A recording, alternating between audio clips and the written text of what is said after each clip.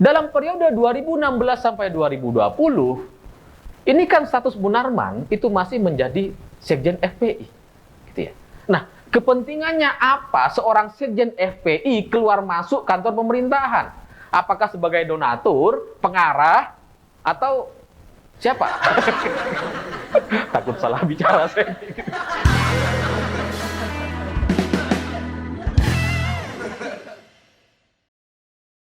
Selamat malam para mantan, selamat malam untuk semua mantan-mantan kalian yang nangisan. Bagi saya itu mirip sekali dengan Munarman. Karena dalam sidang kemarin, ketika Munarman membacakan nota pembelaannya, tiba-tiba di tengah jalan dia terisak dan menangis. Bagi saya itu lucu banget gitu. Karena nggak sesuai dengan karakter Munarman. Karena Munarman yang kita tahu, orang ini tuh gahar, pemberani, siap berjihad. Yang kalau ditanya dan dia nggak bisa jawab, dia akan jawab dengan pertanyaan baru. Yang kalau sampai dia kalah debat, dia akan siram lawan debatnya. Nah ini, tiba-tiba Munarman nangis. Itu kan lucu banget gitu ya. Dan untuk pertama kalinya saya merasa tidak berdosa untuk menertawakan orang yang sedang nangis. Ya karena kan biasanya kalau ada orang nangis, sedih, kita ikut nangis gitu. Tapi ini Munarman yang nangis, kita malah ketawa. Seneng banget gitu. Rasanya kalau Munarman ini tambah sedih, kita tambah bahagia. Ini mungkin yang dinamakan bahagia di atas penderitaan orang lain dari jalan yang benar. Ini nih. Ngerasa gak berdosa kita menertawakan Munarman gitu. Ya tapi dari berita-berita kemarin itu, menurut saya itu memang penting untuk disebarluaskan sebanyak-banyaknya. Terutama kepada orang-orang yang sudah masuk menjadi anggota FPI atau orang-orang yang sudah terlanjur berbaiat kepada ISIS. Supaya mata mereka ini terbuka bahwa pemimpin mereka yang selama ini memimpin baiat atau mengerahkan mereka itu sebenarnya adalah manusia yang lemah. Yang baru 8 bulan udah nangis. Atau bisa jadi Munarman ini sedih gara-gara dia masih belum ketemu sama sendalnya. Ya mana tahu kan, dulu ketika ditangkap Munarman belum pakai sendal. Mana tahu Densus sampai sekarang masih nggak ngasih sendal sama dia, jadi sakit tuh kalau jalan. Ya karena selama ini orang-orang itu kan banyak dimanfaatkan gitu. Orang-orang yang sudah berbaiat kepada ISIS untuk melakukan amaliyah, untuk melakukan aksi bom bunuh diri gitu. Mereka itu didoktrin untuk berani dan sebagainya. Padahal pemimpin-pemimpin mereka seperti Munarman ini itu pengecut. Baru 8 bulan di penjara udah nangis gitu.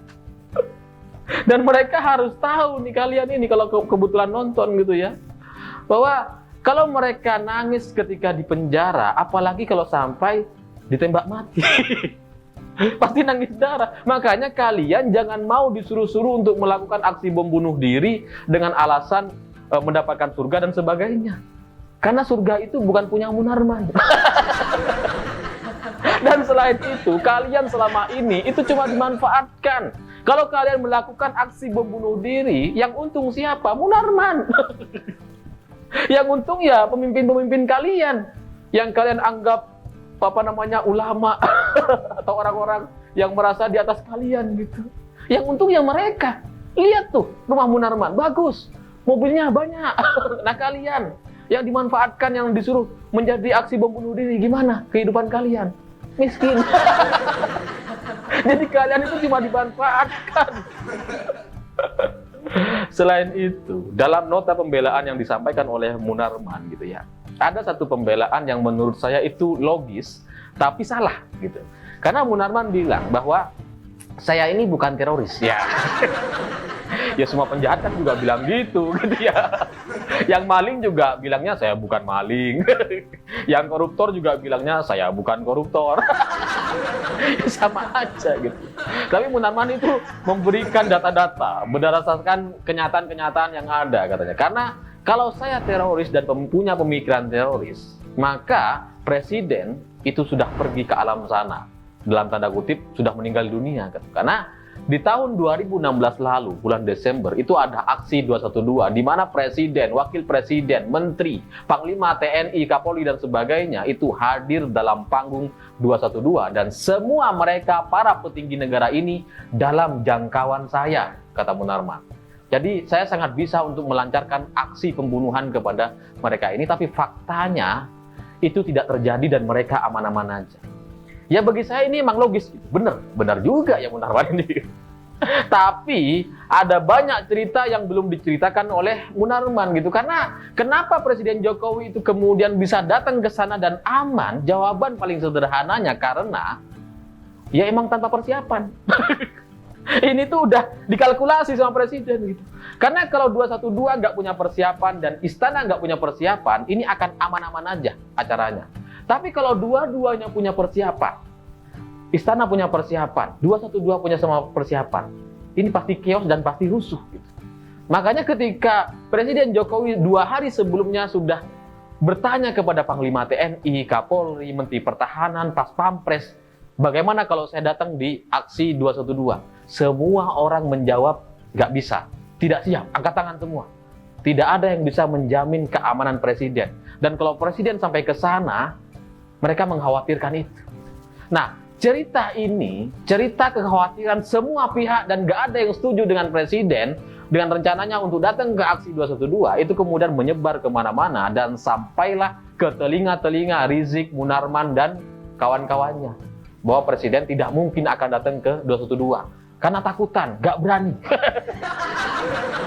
Dan ini sesuai dengan aksi sebelumnya. Karena di aksi 411, Presiden itu nggak berani datang menemui para demonstran. Dan bahkan yang paling menjengkelkan, itu adalah Presiden Jokowi sebagai orang paling berkuasa di negeri ini, bahkan tidak bisa pulang ke istananya sendiri. Jadi narasi-narasi di masyarakat itu dibuat seolah-olah Presiden itu lemah dan sebagainya.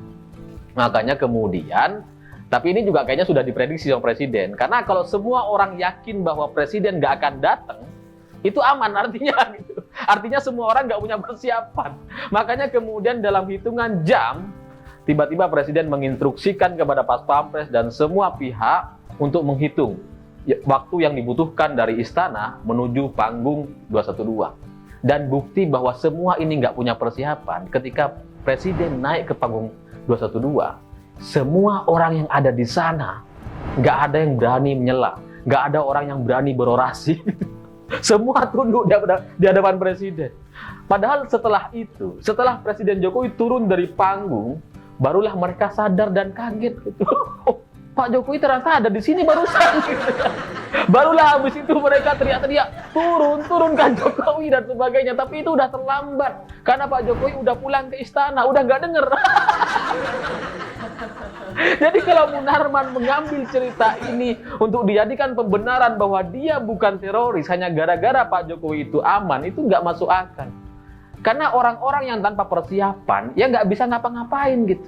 Jangankan teroris, jangankan pembunuhan kepada sesama manusia, saya aja bikin video ini butuh persiapan. Nggak bisa saya on cam lalu kemudian bicara langsung, nggak bisa. Pasti saya baca berita dulu, saya lihat premis-premisnya seperti apa dan sebagainya gitu. Nah sama, apalagi kasus pembunuhan, apalagi penyerangan terorisme gitu.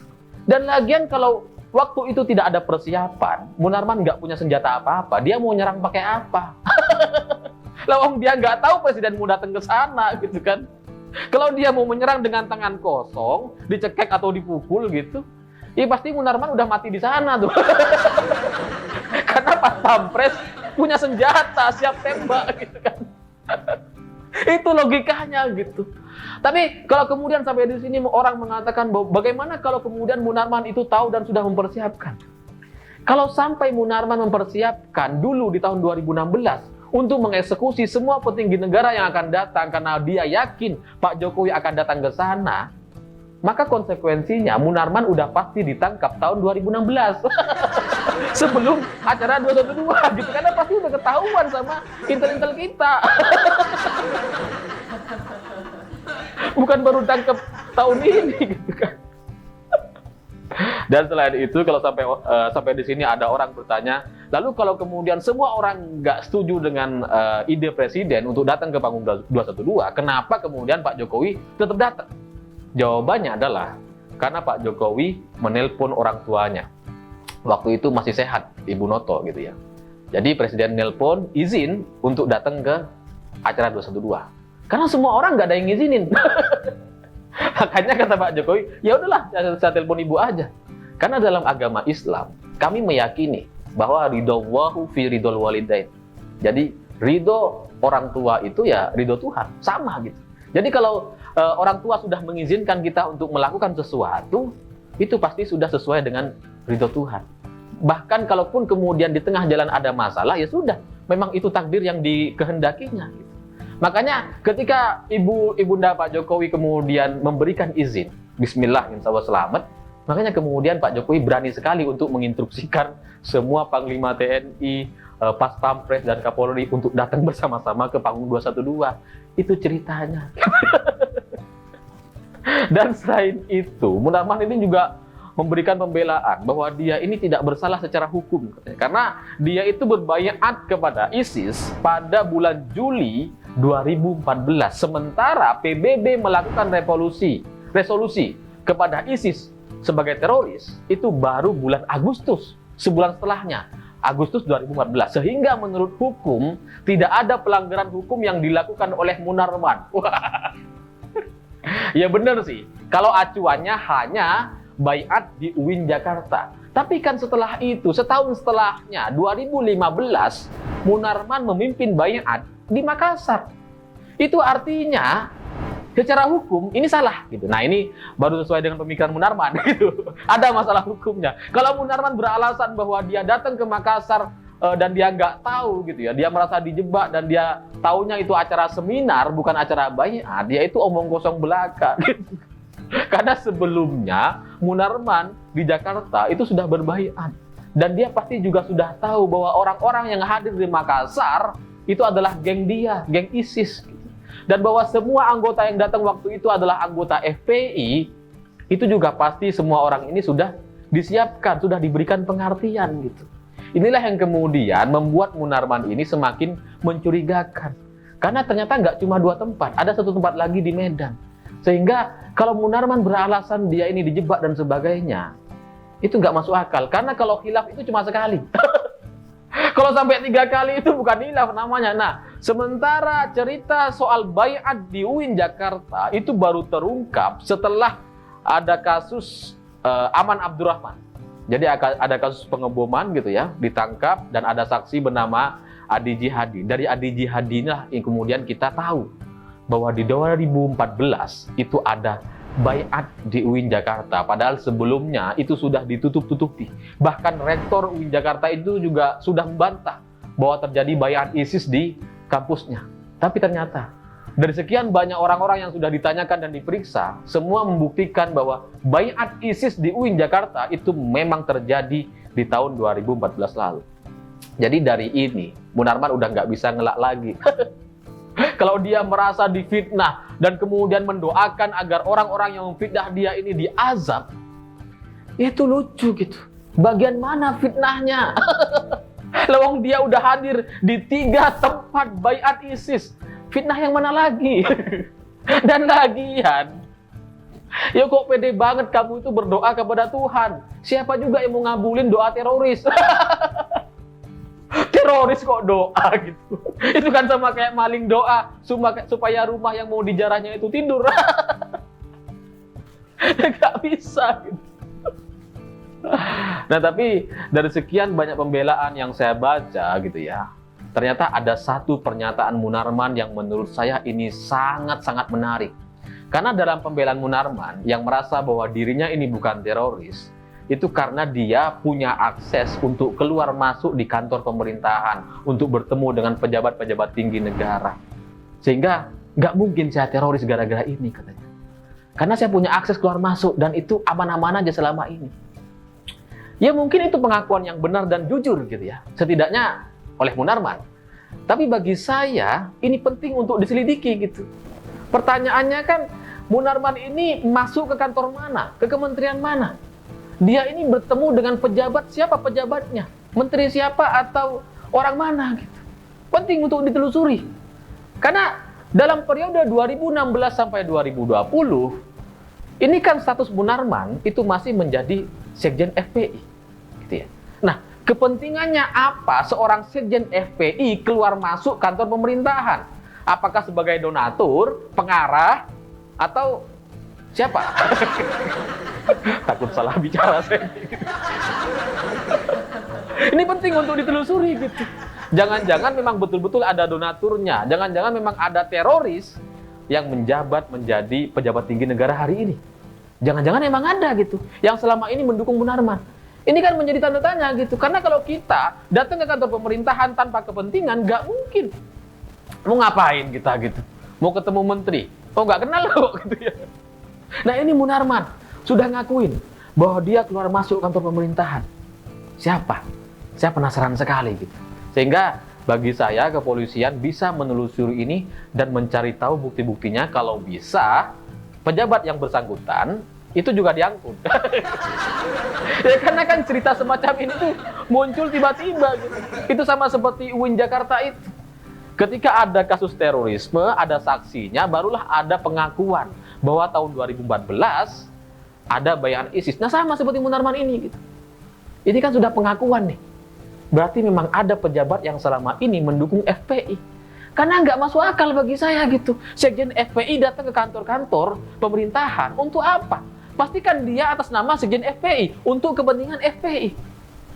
Nah pertanyaannya, apa hubungannya pemerintah sama FPI? Ya nggak mungkin ada, tapi kalau oknum-oknumnya, politisinya, pejabatnya, bisa jadi ada. Jadi bagi saya ini penting untuk dicari tahu, sehingga tangis-tangis Munarman ini bisa lebih merdu untuk kita dengarkan di periode selanjutnya. Saya pikir itu. Terima kasih sudah menonton. Begitulah Kura-Kura.